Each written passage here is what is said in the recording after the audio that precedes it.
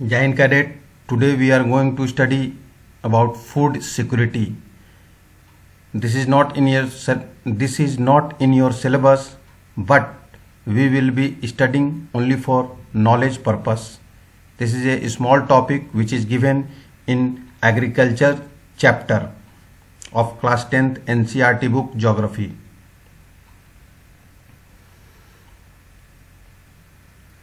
Food is a basic need and every citizen of the country should have access to food which provides minimum nutritional level.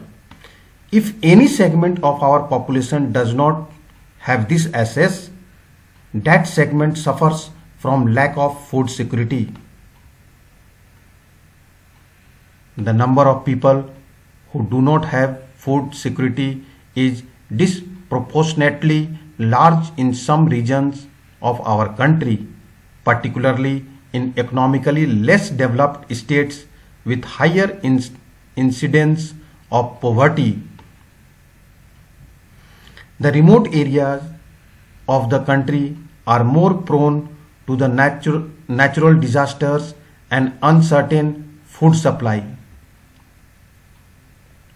India's food security policy has a primary objective to ensure ability of food grains to the common people at an affordable price. This is the main objective of food security policy. It has enabled the poor to have access to food. In order to ensure availability of food to all sections of society, our government carefully designed a national food security system. It consists of two components, buffer stock and PDS, public distribution system. The focus of the policy is on growth in agriculture production and on fixing the support price for procurement of wheat and rice to maintain their stocks. Food Corporation of India (FCI) is responsible for procuring and stocking food grains, whereas distribution is ensured by Public Distribution System (PDS). The FCI procures food grains from the farmers at the government announced minimum support price, which we called in short MSP, minimum support price. The government used to provide subsidies on agriculture inputs. Agriculture inputs are fertilizers, power and water. These subsidies have now reached unsustainable levels and have also led to large scale inefficiencies in the use of these scarce inputs.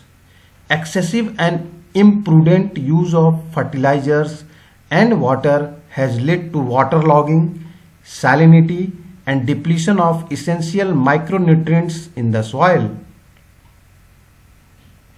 The high MSP subsidies in input and committed FCI purchases have distorted the cropping pattern.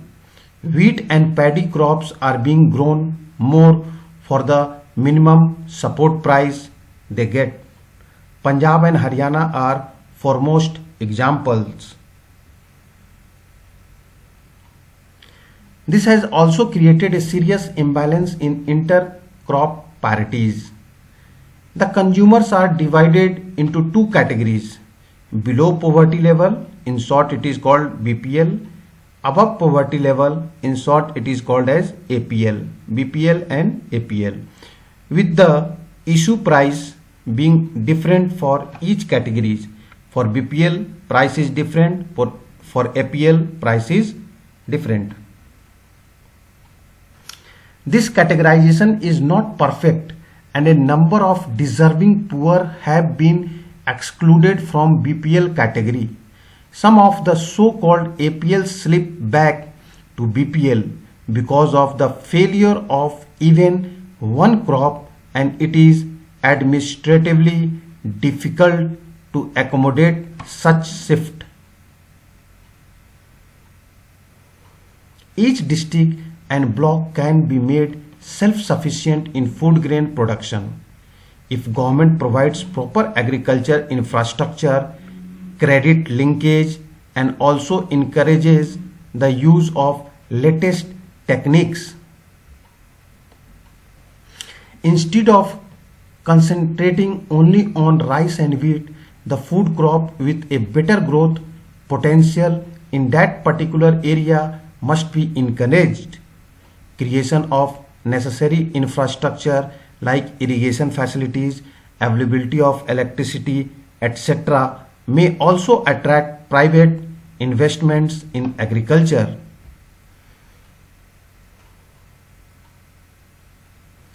The focus on increasing food grain production, which should be on a sustainable basis, and also free trade in grains, will create massive employment and reduce poverty in rural areas.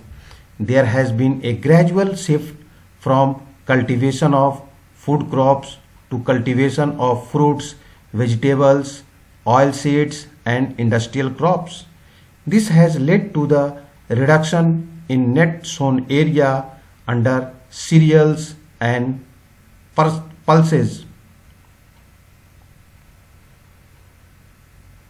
With the growing population of India, the declining food production puts a big question mark over the country's future food security.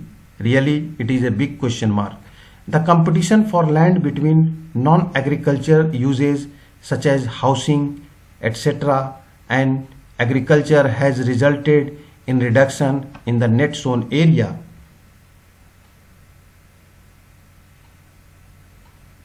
The productivity of land has started showing a declining trend.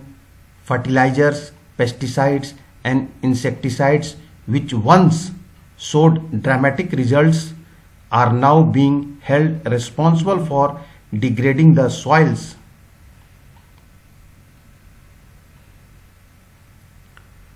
Periodic scarcity of water has led to reduction in area under irrigation.